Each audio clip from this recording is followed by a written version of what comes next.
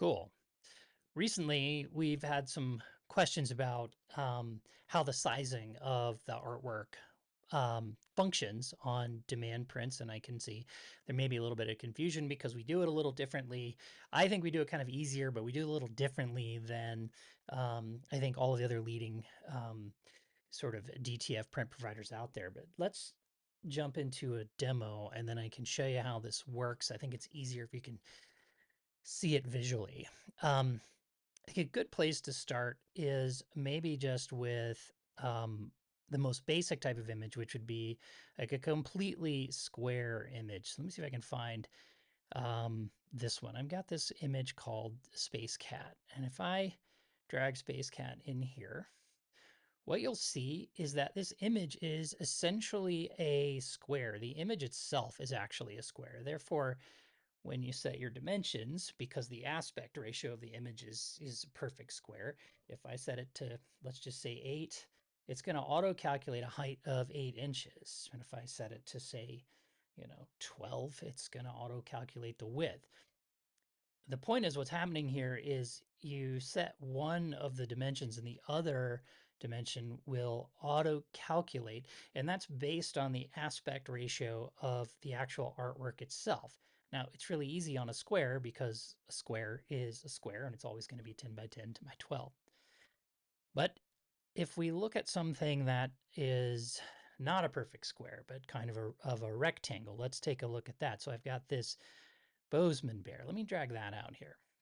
Now, the Bozeman bear is actually got an aspect ratio where it's 11 wide by 19.56 high. So if you actually look down here, you can see this measurement tape that sort of changes size. Let's make this 3 so it's easier to see. Now it's 3 inches wide, but because the aspect ratio of the image is what it is, when I set this to 3, it means, hey, this is how wide I want the print to be. It's going to automatically calculate the height of the aspect ratio. Now, why is that important? It's important because you're billed by the square inch.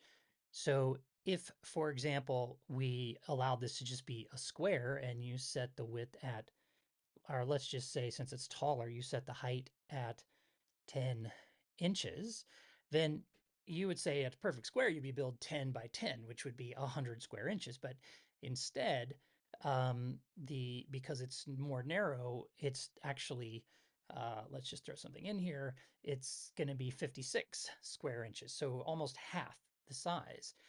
So if you want to have the image dimensions to be printed at, say, 3 inches wide, just set it to 3, and it's going to automatically tell us how high it is, so we can bill you by the appropriate amount, and that's going to be the right width. So therefore, you're not having to pay for more than you need to.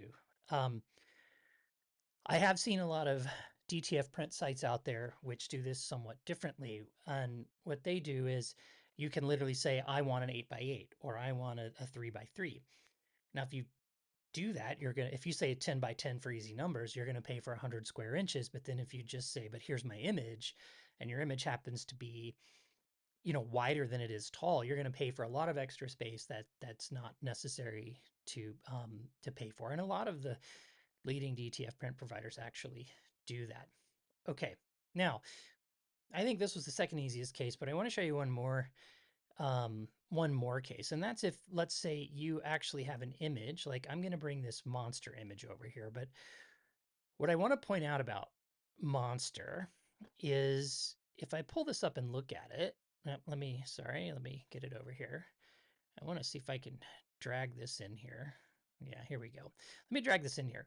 Monster is actually, this is the image here that you're seeing, but there is transparent space between the edge of the arm and here, and the same here, and the same here, and the same here. So while technically the image itself is a square, there's a lot of transparent space on the sides, and you don't want to pay for that transparent space, because if you pay for that transparent space, you're basically paying for wasted space. So when I drag and drop this in here, what you'll notice is it actually trimmed some of the transparent space off the edges.